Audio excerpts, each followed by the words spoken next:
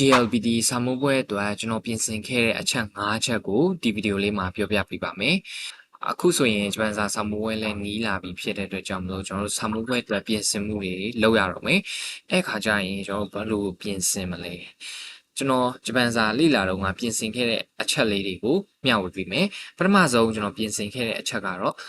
all question တွေကိုကျွန်တော်လေ့ကျင့်ပါတယ်။မေးခွန်းဟောင်းတွေကိုကျွန်တော်တရက်ကို2စုံလုံးနဲ့လေ့ကျင့်တယ်။လေ့ကျင့်တဲ့အခါမှာလည်းကျွန်တော်အချိန်ကလေးကိုသတ်မှတ်ပြီးတော့လေ့ကျင့်ပါတယ်အမှန်တကယ်တော့ GLPD စာမိုးပွဲကဒီအချိန်အတွင်းမှာစာရီကိုဘယ်လိုဖြည့်ဆို့နိုင်လဲအချိန်ကိုဘယ်လိုစီမံပြီးတော့ဖြည့်ဆို့နိုင်လဲဆိုတာကိုအဓိကစစ်ဆေးတဲ့ပွဲဒါကြောင့်မလို့ကျွန်တော်တို့အရေးကြီးတာကအချိန်ကလေးတွေကိုသတ်မှတ်ပြီးတော့လေ့ကျင့်ဖို့ကအရေးကြီးပါတယ်ဒါဒီနံပါတ်1အရေးကြီးဆုံးပါဒုတိယကျွန်တော်လေ့ကျင့်ခဲ့တဲ့အချက်လေးကvocabularies နဲ့ခန်းကြီးတွေကိုကျွန်တော်ပြန်ဖတ်ပါတယ် vocabularies တွေကိုကျွန်တော်ပြန်ရေးချတာမျိုးခန်းကြီးတွေကိုရေးချတာမျိုးကျွန်တော်မလုပ်ပါဘူးကျွန်တော်မမိအောင်အချိန်တိုင်းအားတဲ့အချိန်တိုင်းကျွန်တော်ဖတ်ပါတယ်တတိယအချက်ကတော့ကျွန်တော် grammar patterns တွေကိုပြန်နှွေးပါတယ်အဓိကစာမိုးဝဲအတွက်ကျွန်တော်အမားနည်းအောင်လို့ပြင်ဆင်တာပို့ပြီးတော့ထိရောက်ပါတယ်ဒါကြောင့်မလို့ grammar patterns တွေကိုပြန်နှွေးတယ်စကားလုံးအတိတ်တွေကိုကျွန်တော်ကြက်တာထက်ကျွန်တော်တိပြီးသားစကားလုံးတွေကိုအမှားနဲ့အောင်ကျွန်တော်ပြန်ပြီးတော့လေ့ကျင့်တာကပို့ပြီးတော့ထိရောက်တယ်နံပါတ်4အချက်အနေနဲ့ကတော့ကျွန်တော် listening ပါ listening အတွက်ကျွန်တော်အရန်ကိုအားနေခဲ့တဲ့အတွက်ကြောင့်မလို့အချိန်ပေးပြီးတော့ GLPD style listening တွေကိုကျွန်တော်လေ့ကျင့်တယ်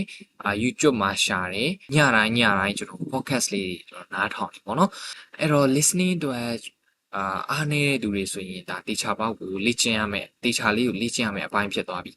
เนาะနောက်တစ်ခု reading မှာကျွန်တော် reading ပိုင်းကိုတော်တော်လေးအားနေခဲ့တဲ့အတွက်ကြောင့်မလို့ reading အတွက်ဆိုရင်ကျွန်တော်အချိန်ကိုတေချာလေးစီမံပြီးတော့ဖြည့်ဆို့နည်းတွေကအစားတေချာလေးကိုလေ့ကျင့်ပြီးတော့ဖြည့်ဆို့ခဲ့တယ်ဆိုတော့ဒီအချက်၅ချက်ကိုကျွန်တော်ပြင်ဆင်ခဲ့တယ်ဆိုတော့ဒီနေရာလေးမှာကျွန်တော်ကြော်ညာလေးတစ်ခုဝင်ချင်ပါတယ် reading နဲ့ပတ်သက်ပြီးတော့အားနေတဲ့သူတွေအနေနဲ့ကျွန်တော်တို့ Henry Kutoba map ကနေမှာ reading အတန်းလေးတွေကိုဖွင့်ထားပေးပါတယ် N5 N4 N3 level 3ခုအတွက် reading အတန်းလေးရှိပါတယ်တင်တန်းလေးကိုတက်ရောက်ချင်တဲ့သူတွေအနေနဲ့ကတော့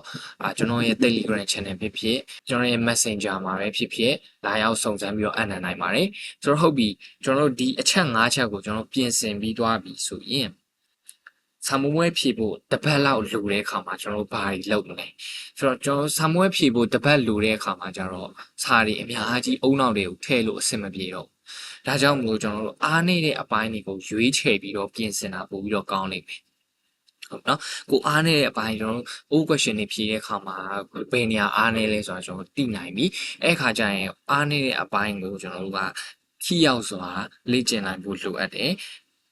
ပြီးတော့ listening နဲ့ reading ကတော့ကျွန်တော်တို့နေ့တိုင်းလေ့ကျင့်ပါတယ်ဒီ listening နဲ့ reading အားနေတဲ့သူဆိုရင်လုံးဝလွတ်သွားလို့မရဘူးပေါ့နော်အမြဲတမ်းကိုလေ့ကျင့်နေမှရပါအဲ့အတွက်ကြောင့်မလို့ညတိုင်း podcast လေးနားထောင်နေ reading စာပိုက်တွေကျွန်တော်ဖြည့်ပြီးတော့လေ့ကျင့်ကြည့်တယ်ဒါကတော့စာမွေးဖြည့်ဖို့တပတ်အလိုမှာကျွန်တော်လုပ်ရမယ့်အချက်ကလေးပါဟုတ်ပြီစာမွေးဖြည့်ဖို့တရက်လောက်လိုတဲ့ခါမှာဘယ်လိုလုပ်တော့မလဲကျွန်တော်ကတော့စာမွေးဖြည့်ဖို့တရက်အလိုမှာကျွန်တော်ဘာစာမှမကြည့်တော့ကျွန်တော်စိတ်ကိုအဓိကဦးစားပေးပြီးတော့စိတ်တည်ငြိမ်ဖို့အတွက်ပဲကျွန်တော်ဦးစားပေးတယ်စိတ်အေးချမ်းဖို့အတွက်ပဲကျွန်တော်ဦးစားပေးပါတယ်ဒါကြောင့်မို့စာရီလုံးဝမကြည့်တော့ပါဘူးကျွန်တော်ရဲ့စိတ်တွေရှုပ်ထွေးနေမယ်ဆိုရင်စာမွေးဖြည့်ခါမှာတော်တော်လေးကိုတိုင်ပတ်တယ်ပေါ့ဒါကြောင့်မို့ကျွန်တော်စိတ်အေးချမ်းဖို့အတွက်ကိုကျွန်တော်အဲ့ဒီတနေ့တာလုံးမှာတေချာလေးဖြတ်တန်းပါတယ်စိတ်အေးချမ်းစွာနဲ့ပဲဖြတ်တန်းတယ်ဟုတ်ပြီဒါဆိုရင်ကျွန်တော်တို့စာမွေးဖြည့်တော့မယ့်နေ့ရောက်ပြီနော်စာမွေးဖြည့်ဖို့အတွက်စာမွေးခန်းနဲ့သွားတဲ့အခါမှာကျွန်တော်မဖြစ်မနေယူသွားမယ့်အရာလေးတွေကျွန်တော်ပြောပြပေးပါမယ်အဲ့တော့မဖြစ်မနေယူသွားမယ့်အရာလေးတွေကကြတော့မှတ်ပုံတွေဒါကတော့မဖြစ်မနေလိုအပ်ပါတယ်မှတ်ပုံတွေမပါဘဲနဲ့ကျွန်တော်တို့ဖြည့်ဆိုခွင့်ရမှာမဟုတ်ပါဘူးမှတ်ပုံတွေ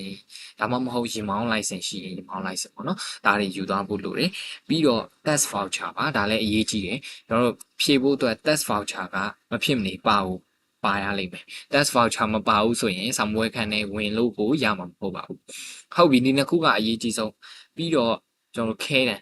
GLPD စာမွေးမှာခဲတန်နဲ့ပဲဖြည့်ဆိုရတာဖြစ်တဲ့အတွက်ကြောင့်မလို့ခဲတန်ကိုကျွန်တော်တို့ကောင်းတဲ့ခဲတန်လေးပေါ့နော်ခဲသားကောင်းလေးတွေကိုရွေးချယ်ပြီးတော့ယူသွားပါတစ်ချောင်းနဲ့မယူသွားပါနဲ့နှစ်ချောင်းသုံးချောင်းလောက်ယူသွားပါပေါ့နော်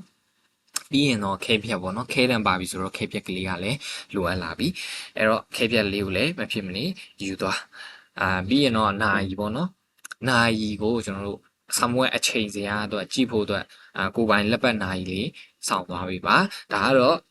ဒီအချက်လေးတွေကတော့ဒါမဖြစ်မနေကိုယူသွားမယ့်အချက်ကလေးတွေဖြစ်ပါတယ်အဲ့တော့တတိထားရမယ့်အချက်ကလေးကဖုန်းနဲ့ပတ်သက်တာတော်တော်လေးတတိထားမှာပေါ့နော် GLBT စာမိုးပွဲကတကယ်ကိုစီကန်းကြီးရဲ့စာမိုးပွဲတစ်ခုဖြစ်တဲ့အတွက်ကြောင့်မလို့ကျွန်တော်တို့ဖုန်းနဲ့ပတ်သက်ပြီးတော့အရန်ကို view ဆိုင်ရတယ်တချို့တွေဆိုရင်ဖုန်းကို power off မလုပ်ဘဲနဲ့ silent mode လေးပဲထားပြီးတော့ဖုန်းယူသွားတယ်ပေါ့နော်အဲ့လိုမလုပ်ပါနဲ့ GLBT စာမိုးပွဲကတကယ်ကိုစီကန်းကြီးရဲ့အဲ့ဒါကြောင့်မလို့ကျွန်တော်တို့ဖုန်းအတန်လေးကြားလိုက်တာနဲ့ကျွန်တော်တို့စာမိုးပွဲခန်းထဲကနေထွက်ခွာလိမ့်မယ်အဲ့ဒါကြောင့်မလို့ဖုန်းကို power off လုပ်သွားပါပြီးရင်အခန်းဆောင်ဆရာမတွေစီမှာအပ်ထားပါပေါ့နော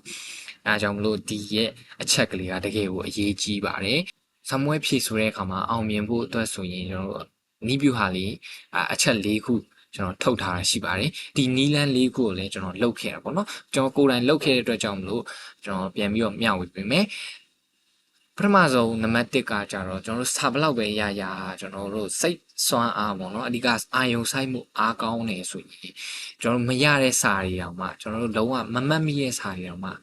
အုံနောက်ကတူအလိုလိုမတ်မိလာနိုင်တဲ့အခြေအနေဖြစ်လာနိုင်တယ်ပေါ့နော်ဒါကြောင့်မလို့ကျွန်တော်တို့ကအာယုံစူးဆိုင်မှုကောင်းအောင်လို့ထိန်းသိမ်းရမယ်အဲ့တော့အာယုံတစ်ခုတည်းကိုပဲဒ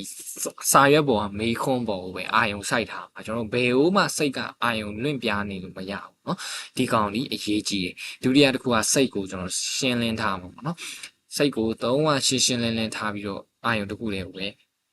ဲကျွန်တော်သတ်မှတ်ထားမယ်စိုးရင်စရာလည်းမလိုကြောက်ရွံ့စရာလည်းမလိုဘာမှမလိုเนาะတကယ်လို့အဲ့လိုမျိုးစိုးရင်ထိတ်လန့်တာတွေဝင်လာပြီဆိုရင်ကျွန်တော်အတက်ကလေးကိုဖြည်းဖြည်းလေးရှူပြီးတော့စိတ်ကိုပြန်တည်ငြိမ်အောင်လုပ်ရလိမ့်မယ်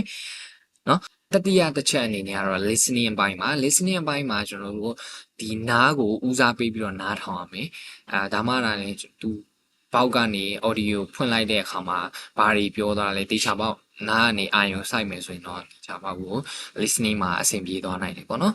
ပြီးတော့ကျွန်တော်စာမွေးဖြေတဲ့အခါမှာမတိရဲ့မေးခွန်းတွေလာပြီဆိုရင်အချိန်အကြာကြီးမစင်စားနဲ့ကြော်သွားဘာမှမဖြစ်ဘူးအချိန်အကြာကြီးဖြုံးနေတာမှာတကယ်စာမွေးအတွက်ထိခိုက်စရာတွေနစ်နာစရာတွေဖြစ်လာပေါ့နော်ဒါကြောင့်မလို့မတိရဲ့မေးခွန်းပါလာပြီဆိုရင်ကြော်သွားလိုက်ဘာမှမဖြစ်ပါဘူးဟုတ်ပြီနော်အဲ့တော့ဒီအချက်၄ချက်ကိုတေချာလေးတော့စာမွေးဖြေနေတဲ့အချိန်မှာလုပ်ဖို့လိုအပ်ပါတယ်ဆိုတော့ကျွန်တော်တို့ pyramid ကြီးတစ်ခုလုံးမြင်လိုက်ပေါ့နော် pyramid ကြီးတစ်ခုမှာကျွန်တော်တို့ထိတ်ဆုံးအပိုင်းလေးက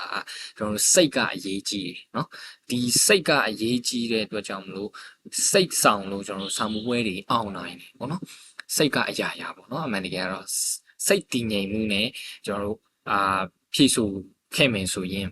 ကျွန်တော်တို့ခုနပြောသလိုမရတဲ့စာတွေလည်းရသွားနိုင်တယ်ကျွန်တော်တို့မိနေတဲ့စာတွေလည်းအုံနောက်တရံတွေပြန်ပြီးတော့ပေါ်လာနိုင်တယ်เนาะအဲဒါကြောင့်မလို့ပထမဆုံး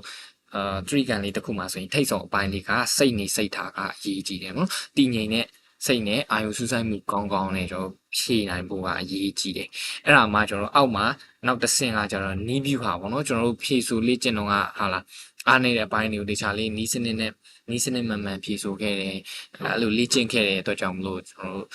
အသုံးဝင်နိုင်တယ်ပေါ့နော်စာမွေးခန်းထဲမှာနောက်တစ်ခုကကျတော့ consistency ပါကျွန်တော်တို့နေ့တိုင်းလေ့ကျင့်ခဲ့တဲ့အတွက်ကြောင့်မလို့ဒီနေ့စဉ်လေ့ကျင့်မှုကကျွန်တော်တို့အုံနောက်ထဲကမညံတွေကိုပြန်ပြီးတော့ပေါ့နော်ခုနပြောလို့မိနေတဲ့စာတွေပြန်ပေါ်လာနိုင်တယ်မျိုးဖြစ်နိုင်တယ်ပေါ့နော်ဒါကြောင့်မလို့အရေးကြီးဆုံးကတော့ဒီစိတ်နေစိတ်ထားအရေးကြီးတယ်နောက်ပြီးတော့မှ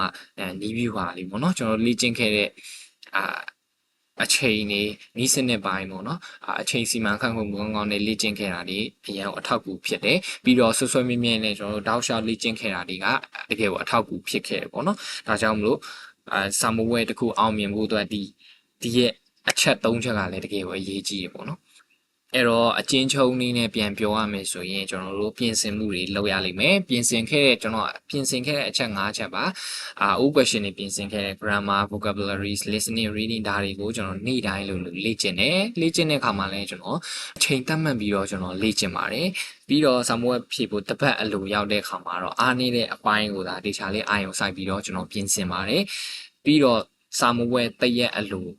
နော်ဖြည့်ဖို့တရက်အလိုရောက်တဲ့အခါမှာကျွန်တော်စာလုံးဝမကြည့်တော့ဘူးအုံနောက်ထဲကိုဘာမှမထည့်တော့ဘူးအဓိကကျွန်တော်စိတ် ငြိမ်ဝတ်ပြပြရေးပေါ့နော်စိတ်တည်ငြိမ်ဖို့တော့ကျွန်တော်ဦးစားပေးပါတယ်အဲ့တော့ဖြည့်ဆို့နေတဲ့အခါမှာရောဘယ်လိုလုပ်တယ်လဲဖြည့်ဆို့နေတဲ့အခါမှာလည်းကျွန်တော်အာယုံစိုက်တယ်ခုနပြောလို့အချက်၄ချက်ပေါ့နော်တည်တည်ငြိမ်ငြိမ်နဲ့ကျွန်တော်အာယုံစိုက်တယ် listening အတွက်ဆိုရင်နားကိုအာယုံစိုက်တယ်ပြီးရင်မတိရဲ့မေးခွန်းတွေဆိုရင်ကျွန်တော်ကြော်သွားတယ်ဘာမှမဖြစ်ဘူးပေါ့နော်အဲ့တော့ဒီအချက်၄ချက်ကတကယ်ကိုကျွန်တော်အရေးကြီးပါတယ်ကျွန်တော်အခုပြပြခဲ့တဲ့အချက်ကလေးကိုတေချာလေးကိုလိုက်မှတ်ပြီးတော့ like လုပ်ကြည့်ပါGLB ဒီစာမိုးပွဲမှာအောင်မြင်မယ်လို့ကျွန်တော်တို့ဘက်ကနေယုံကြည်ပါတယ်ဒါဆိုရင်တော့အားလုံးလည်းအဆင်ပြေမယ်လို့ထင်တယ်အခုပြပြခဲ့တဲ့အချက်ကလေးတွေကိုလိုက်နာပြီးတော့လေ့ကျင့်ပြီးတော့ GLB ဒီစာမိုးပွဲမှာအောင်မြင်စွာနဲ့အမှတ်ကောင်းကောင်းဖြည့်ဆို့နိုင်ပါစေလို့ကျွန်တော်တို့ Henry Kotoba Map ကနေမှာတေချာလေးကိုစုအောင်ပြီးတောင်းပေးလိုက်ပါတယ်ခင်ဗျာ